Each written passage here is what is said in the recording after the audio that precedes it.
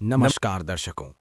आज की सबसे बड़ी और सबसे सनसनीखेज खबर, जिसने वॉशिंगटन से लेकर वॉल स्ट्रीट तक खलबली मचा दी है, जिसने अमेरिका की इकोनॉमिक सुपीरियॉरिटी पर सीधा सवाल खड़ा कर दिया है और जिसने एक बात साफ कर दी है, अब भारत झुकता नहीं, जवाब देता है। जी हां, कल्पना कीजिए उस पल की जब प्रधानमंत्री नरेंद्र मोदी की अगुवाई में भारत सरकार ने अमेरिका से आने वाले चुनिंदा सामानों पर 30% टैरिफ लगाने का फैसला किया। ये सिर्फ टैरिफ नहीं था, ये था रणनीतिक पलटवार। दर्शकों, भारत और अमेरिका के रिश्ते कभी सिर्फ दोस्ती तक सीमित नहीं रहे। कभी कोल्ड वॉर, कभी ट्रेड वॉर, कभी स्ट्रेटेजिक पार्टनरशिप, तो कभी साइलेंट प्रेशर। अमेरिका खुद को दुनिया का इकोनॉमिक बॉस मानता रहा है, लेकिन भारत अब सिर्फ उभरती हुई शक्ति नहीं, बल्कि निर्णय लेने वाली शक्ति बन चुका है। तेरी पर भिड़ना, टकराव की शुरुआत, काल्पनिक विश्लेषण। कल्पना कीजिए उस पल की जब अमेरिका ने भारत पर दबाव बनाना शुरू किया। टेक्नोलॉजी ट्रांसफर पर अड़चन, भारतीय उत्पादों पर सख्त नियम और ट्रेड इम्बैलेंस का आरोप। पर इस बार कहानी बदली। नई दिल्ली में फाइलें खुली, विशेष बैठकें हुईं और फिर आया वो फैसला, अगर दबाव होगा तो जवाब भी होगा। 30% टैरिफ, एक आर्थिक हथौड़ा। 30% टैरिफ का मतलब समझिए। अमेरिकन कंपनियों का माल भारत में महंगा, इंडियन मार्केट में उनकी कंपेटिटिवनेस कम और मेक इन इंडिया को सीधा फायदा। ये सिर्फ टैक्स नहीं था, ये था इकोनॉमिक सिग्नलिंग। संदेश साफ था, भारत अब सिर्फ मार्केट नहीं है, भारत अब पॉलिसी मेकर है। किन सेक्टर्स पर असर पड़ा? काल्पनिक उदाहरण, टेक्नोलॉजी, इंपोर्टेड हार्डवेयर महंगा, इंडियन मैन्युफैक्चरिंग को बढ़ावा। एग्रीकल्चर, अमेरिकन फूड प्रोडक्ट्स पर असर, भारतीय किसानों को ब्रीदिंग स्पेस। डिफेंस और हैवी मशीनरी, लोकल प्रोडक्शन को पुश, स्ट्रेटेजिक इंडिपेंडेंस की ओर कदम।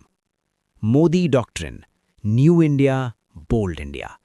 दर्शकों, ये फैसला सिर्फ इकोनॉमिक्स का नहीं था, ये राजनैतिक आत्मविश्वास का प्रतीक था। मोदी सरकार का स्पष्ट संदेश, दबाव की राजनीति नहीं चलेगी, बराबरी के बात की आधार पर देश दुनिया की राजनीति और अर्थव्यवस्था के केंद्र से बड़ी खबर। भारत और अमेरिका के रिश्तों में आज वो मोड़ आ गया है जिसकी चर्चा वॉशिंगटन से लेकर ब्रुसेल्स और बीजिंग तक हो रही है। भारत ने अमेरिकी उत्पादों पर 30% टैरिफ लगाकर साफ संदेश दे दिया है, अब व्यापारिक रिश्ते बराबरी के होंगे, दबाव की राजनीति नहीं चलेगी। क्यों जरूरी था भारत का ये कड़ा कदम? पिछले कुछ वर्षों में अमेरिका ने कई बार भारत पर व्यापार असंतुलन का आरोप लगाया। स्टील, एल्यूमिनियम, आईटी सेवाएं, फार्मा और डिजिटल टैक्स, हर मोर्चे पर दबाव बढ़ाया गया। लेकिन नई दिल्ली में ये साफ समझ लिया गया कि अगर भारत सिर्फ सुनता रहा तो उसकी घरेलू इंडस्ट्री और किसानों पर सीधा असर पड़ेगा। सरकारी सूत्रों के मुताबिक टैरिफ का फैसला अचानक नहीं था। महीनों की बातचीत, डब्ल्यूटीओ नियमों की पड़ताल और घरेलू उद्योगों से फीडबैक के बाद ये रणनीतिक कदम उठाया गया। 30% टैरिफ, किन सेक्टरों पर पड़ा असर? इस टैरिफ का निशाना सिर्फ एक सेक्टर नहीं, बल्कि चयनित अमेरिकी उत्पाद हैं। कृषि आधारित आयात, कुछ हाई एंड उपभोक्ता वस्तुएं, चुनिंदा टेक हार्डवेयर, औद्योगिक कच्चा माल। यहां भारत ने ब्लैंकेट बैन नहीं लगाया, बल्कि टारगेटेड टैरिफ चुना, ताकि घरेलू उत्पादन को बढ़ावा मिले और आम उपभोक्ता पर बोझ ना पड़े। मोदी सरकार की रणनीति, संदेश साफ, टकराव सीमित। नई दिल्ली का संदेश दो टूक है, भारत व्यापार युद्ध नहीं चाहता, लेकिन दबाव में भी नहीं आएगा। यही वजह है कि सरकार ने कूटनीतिक भाषा में ये भी जोड़ा कि संवाद के दरवाजे खुले हैं।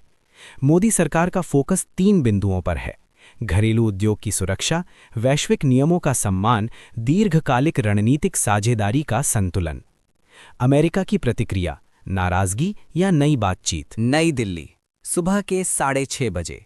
साउथ ब्लॉक की एक इमारत में 3 झंडे लगे हैं, भारत, इंडो एशिया ब्लॉक और न्यू ग्लोबल सप्लाई अलायंस। कमरे में बैठे हैं रणनीतिक विशेषज्ञ, ऊर्जा सलाहकार, साइबर और सैटेलाइट टीम और वो लोग जिनका नाम कभी अखबार में नहीं आता। टेबल पर सिर्फ एक फाइल रखी है, फुल कंट्रोल डॉक्ट्रिन, फेज 3। एक सीनियर अधिकारी धीमी आवाज में कहते हैं, अब प्रतिक्रिया नहीं, अब निर्णय भारत करेगा। कमरे में सन्नाटा छा जाता है। अमेरिका, व्हाइट हाउस में तनाव। वॉशिंगटन डीसी, व्हाइट हाउस की इमरजेंसी मीटिंग। स्क्रीन पर 3 शब्द चमक रहे हैं: trade routes, energy corridors, digital control. एक अमेरिकी अधिकारी गुस्से में कहता है, India is not reacting anymore, India is designing the system. दूसरा जवाब देता है, they are controlling choke points without firing a single bullet. यही वो पल था जब अमेरिका को समझ आ गया, भारत अब दबाव में नहीं आने वाला। ब्रिटेन, पुरानी ताकत, नई बेबसी। लंदन, वेस्टमिंस्टर में बैठी ब्रिटिश पॉलिसी कमेटी। दीवार पर लगी एक पुरानी तस्वीर, ब्रिटिश राज का नक्शा। एक युवा सांसद धीरे से बोलता है, history has reversed, the former colony now controls the leverage. Britain की समस्या सिर्फ भारत नहीं है, समस्या है भारत के साथ खड़े देश, नए ट्रेड ब्लॉक और वो समझौते जिनमें ब्रिटेन बाहर है। ब्रिटेन को पहली बार एहसास होता है, ग्लोबल रेलेवेंस बिना भारत के संभव नहीं। फुल कंट्रोल आखिर है क्या? ये कोई सैन्य कब्जा नहीं, ये कोई युद्ध नहीं। फुल कंट्रोल का मतलब है एनर्जी सप्लाई पर पकड़, ट्रेड रूट्स का संतुलन, डिजिटल इंफ्रास्ट्रक्चर में निर्णायक भूमिका, डिप्लोमेसी से दबाव बिना धमकी। भारत ने ना तो चिल्लाया, ना ही किसी को धमकाया, बस सिस्टम ऐसा बनाया कि हर रास्ता भारत से होकर जाए। मीडिया की चीख पुकार। अमेरिकी media, India is rewriting global rules. British channel, London under estimated new Delhi. यूरोपीय विश्लेषक, this is not aggression, this is strategic dominance. और एशियाई मीडिया साफ कहता है, इंडिया हैज अराइव्ड। भारत के भीतर जनता का वेनेजुएला से शुरू हुई आग अमेरिका की गलियों तक पहुंची और भारत ने टैरिफ युद्ध में वो कर दिया जिसकी किसी ने कल्पना नहीं की थी। जिस दिन वेनेजुएला में पहली गोली चली थी, उस दिन वॉशिंगटन को लगा था भारत चुप रहेगा। लेकिन 2026 में भारत चुप नहीं बैठा। भारत ने टैरिफ को हथियार बना दिया। वेनेजुएला, जंग की पहली चिंगारी। कैराकस की सड़कों पर धुआं था। तेल रिफाइनरी के ऊपर अमेरिकी ड्रोन मंडरा रहे थे। अमेरिका ने दुनिया को बताया, ये लोकतंत्र बचाने की कार्रवाई है। लेकिन सच्चाई कुछ और थी।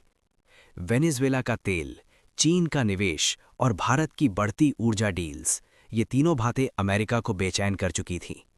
रात के 2:17 पहला मिसाइल अटैक हुआ।